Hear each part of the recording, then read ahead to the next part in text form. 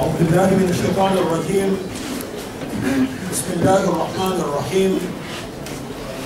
الحمد لله والصلاة والسلام على رسول الله وعلى آله وأصحابه ومن والاه. أما بعد,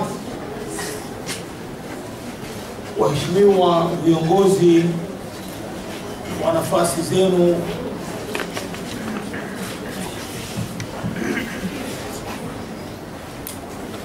wanafunzi wenzangu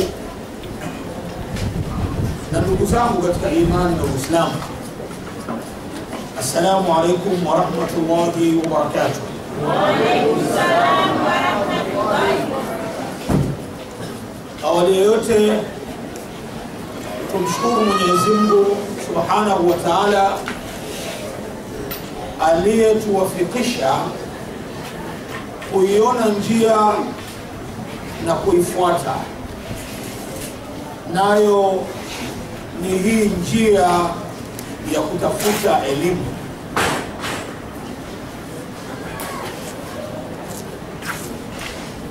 Bila shaka angekuwepo mwenyewe aliyetarajiwa, Samahatul Mufti na Sheikh mkuu wa Tanzania, Sheikh Abu Bakar bin Zubair bin Ali Bwana Mujaddid al-Asr, bila shaka udhu ungepatikana, lakini kwa dhurufu zilizopo amenielekeza kuja kuchukua nafasi yake. Ridhikeni kutayamma.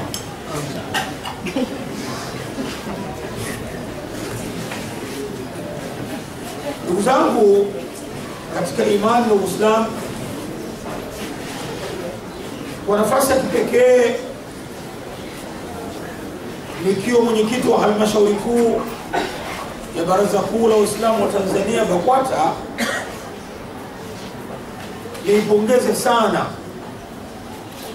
ofisi ya Mufti na bidhati Mheshimiwa Mufti wa Tanzania kwa fikra hii ya kutoa mafunzo kwa viongozi wa Kiislamu na vijana wa Kiislamu, mafunzo ya kile wanachokihitaji, ili mafunzo hayo, ilmu hiyo iwasaidie kutimiza malengo na kufanya kazi kwa namna inavyopaswa, ili kutekeleza maagizo ya Mtume Muhammad sallallahu alaihi wasallam alipotuelekeza kuwa Mwenyezi Mungu anapenda mja pale anapofanya kazi kuifanya kwa namna inavyostahili. Al-itqan au itqanul amal, kuifanya kazi kwa namna inavyofaa, inavyostahili, ndio maagizo ya Mtume Muhammad sallallahu alaihi wasallam. Na anayefanya kazi kwa namna inavyofaa na kustahili, Mwenyezi Mungu anampenda. Sasa soma katikati ya mstari pale unapoboronga kazi, nini kinatokea? Ikiwa ukiifanya kazi kwa namna inavyostahili, kwa namna inavyofaa, Mwenyezi Mungu anakupenda na unatekeleza maelekezo ya Mtume Muhammad sallallahu alaihi wasallam. Sasa unapofanya kazi kinyume chake, unaharibu kazi za watu, nini kitatokea? Ukisoma katikati ya mstari utapata jibu. Na ili ufanye kazi unahitaji ilmu, unahitaji nyenzo za kukuwezesha kuifanya hiyo kazi unayotaka kuifanya. Sasa elimu kwa ujumla wake hapa duniani, ziko elimu nyingi, lakini inategemea elimu gani umeandaliwa wewe kuipata, kwa sababu ziko elimu zinazokuandaa kuwa mtumwa wa fikra, ziko elimu zinazokufanya wewe uwe tegemezi. Maana unafundishwa ufundi si wa kukitengeneza kilichoharibika, bali kufanya replacement. Sasa ufundi wa kufanya replacement si ufundi, kwa sababu ni ufundi tegemezi. Unahitaji atakaye kupatia hiyo spare ya kuweza wewe kuliona. Kama ukipata spare, maana yake jambo limekushika. Lakini ufundi ni kutengeneza kilichoharibika kikaweza kufanya kazi. Sitegemea elimu ni elimu gani unapewa. Na je, elimu unayopewa ndio unayohitaji? Na unahitaji vipi? Ndio maana leo tuna changamoto kubwa za vijana wenye degree, wenye shahada za kwanza, za pili na kuendelea, lakini wapo mitaani wakitafuta kazi, na ukimuuliza anakwambia kazi yoyote. Kazi yoyote ulisomea wapi? Ni kazi yoyote. Lakini kwa nini imekuwa hivi? Wachumi wanajua kwamba unapopanga mipango yako kuna mahitaji, kuna ugavi, kuna demand na kuna supply. Na nguzo mbili hizi ndizo zinazotengeneza price. Demand ikiwa kubwa, supply iko chini, bei itakuwa kubwa. Demand ikiwa chini na supply iko juu, bei itakuwa chini. Na ndio maana mabingwa huitafuta equilibrium price. Nini maana yake? Lazima utoe ugavi kwa kinachohitajika. Kwamba je, tunahitaji wataalamu wangapi wa fani hii? Tunahitaji wataalamu wangapi wa fani hii? Tukifanya kwa mahitaji, maana yake akimaliza chuo nafasi ya kufanya kazi ataikuta, kwa sababu tumefanya kwa mahitaji. Lakini tulipoingia katika ulevi wa kuona kwamba kila mmoja awe na degree, matokeo yake tunazalisha degree ambazo hazina mahitaji katika soko. Wanamaliza wanafunzi 1000, 3000 wa sayansi ya siasa, wataenda wapi? Wanamaliza wanafunzi 5000 wa sosiolojia, wanakwenda wapi? Wanafunzi 10,000 wa saikolojia, wanaenda wapi? Kwa panahitajika kuwa na elimu kwa mahitaji. Sasa kwa viongozi wa Kiislamu, na kutokana na historia namna tulivyoachana kule nyuma, baada ya elimu ya msingi, ima uzame huku ima uzame kule, leo kiongozi wa Kiislamu anahitaji elimu ya kumwezesha kufanya kazi zake inavyopaswa, inavyostahili. Elimu hii ni elimu maalum. Sasa huko duniani, kwa mfano kule Uingereza, na hasa ilikuwa kwa akina mama, kutokana na mifumo iliyokuwepo, na ikatakiwa akina mama hawa sasa ndio wanakuwa wake wa viongozi wakubwa, na wakati mwingine watakwenda katika mikutano na kuonana na watu wa aina mbalimbali, na wao hawakupikwa kupambana na changamoto hizo. Waingereza walianzisha kitu kilichoitwa finishing school.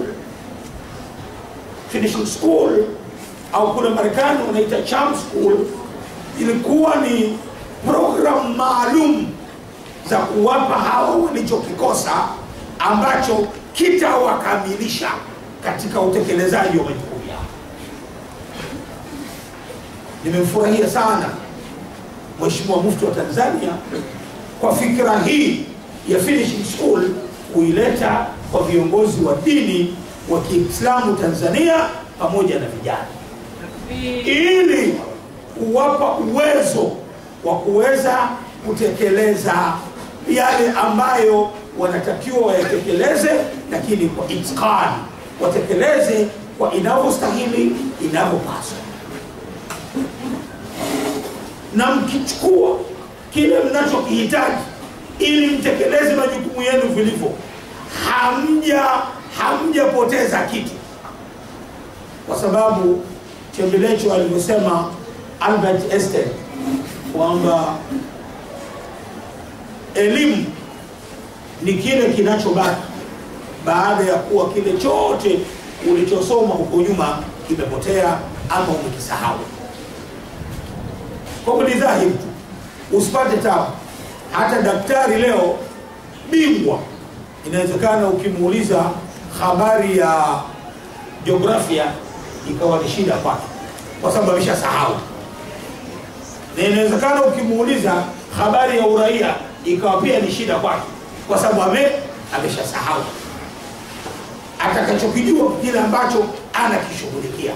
Na nyinyi mnahitaji elimu maalum itakayowawezesha kutekeleza majukumu yenu vyema.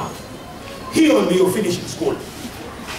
Sasa Mheshimiwa Mufti wa Tanzania kuleta fikra hii ambayo naiona na risala imethibitisha, tunampongeza sana.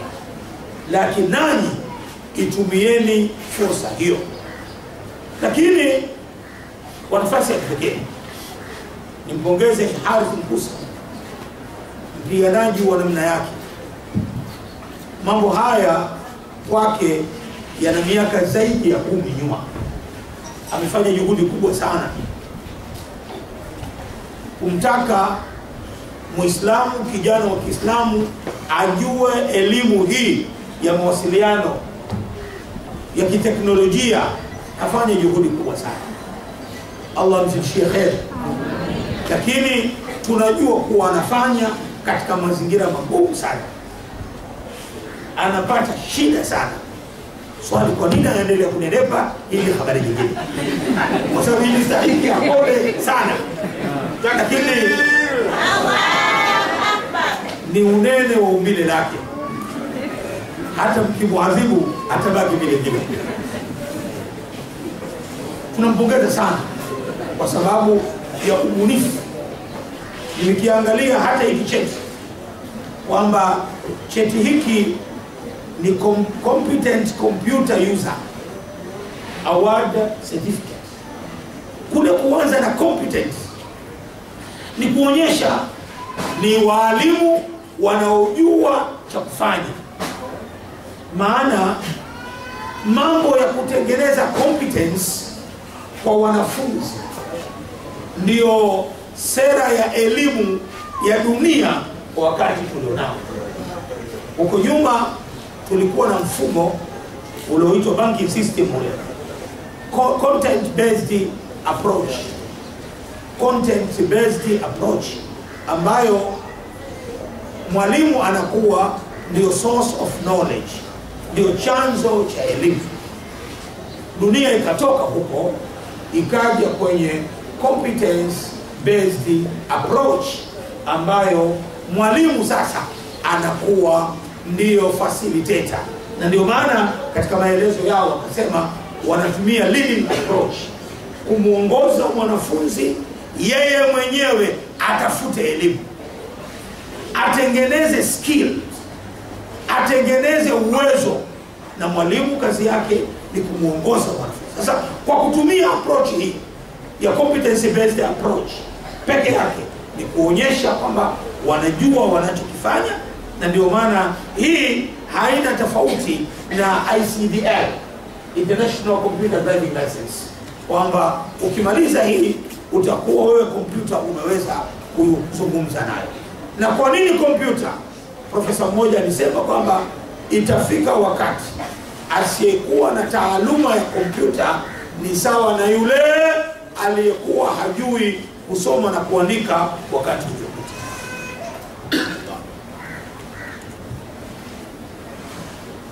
Dhuhuri ipo karibu sana. Niwapongeze nyinyi ambao mmeingia katika bahari hii ya kujikomboa, na nimpongeze sana mkuu wa chuo chetu cha Al-Haramain kwa fikra hii ya kuunganisha lugha ya Kiingereza, lugha ya Kiarabu na lugha ya Kiswahili, maana sasa inasoma. Lugha ndio funguo. Waingereza wale na wazungu wengine walikuwa katika zama za giza, mpaka pale ambapo walivamia kule Mashariki ya Kati, wakaiba vitabu vilivyoandaliwa na Waislamu, na haya uzuri kwamba wanayathibitisha wenyewe. Waliiba vile vitabu, wakaenda navyo, wakavifasiri kujua kilichomo. Walichokikuta mule ndicho kilichopelekea mapinduzi ya viwanda. Hoja ni moja tu, kwamba lugha ni ufunguo wa elimu. Kwa hivyo mkiwa competent kwenye lugha ya Kiarabu, lugha ya Kiingereza, lugha ya Kifaransa na Kiswahili chetu, bila shaka ajira zenu zitakuwa wazi, hasa wakati huu ambapo nchi za kusini mwa Afrika na wengineo wanakimbilia kutaka kujifunza lugha ya Kiswahili. Tulikuwa juzi tunapata shida, Marekani waliojaa walimu wa Kiswahili ni wa Kenya, sio wa Tanzania. Mwalimu ambaye akizungumza Kiswahili unamuona kabisa hakiwezi, lakini ndio kafika kule, kwa sababu wewe unajua Kiswahili uko hapa na habari huna. Kwa hiyo ni jambo jema, muendelee na hilo, na niwaambie Al-Haramain wafanye kila linalowezekana kozi hii ifikie angalau mwaka mmoja, iwe ni tailor-made course ambayo baada ya mwaka mmoja mtu mnaweza kumwaward diploma na akawa yupo vizuri, kwa sababu chuo hiki kwa maana ya usajili wake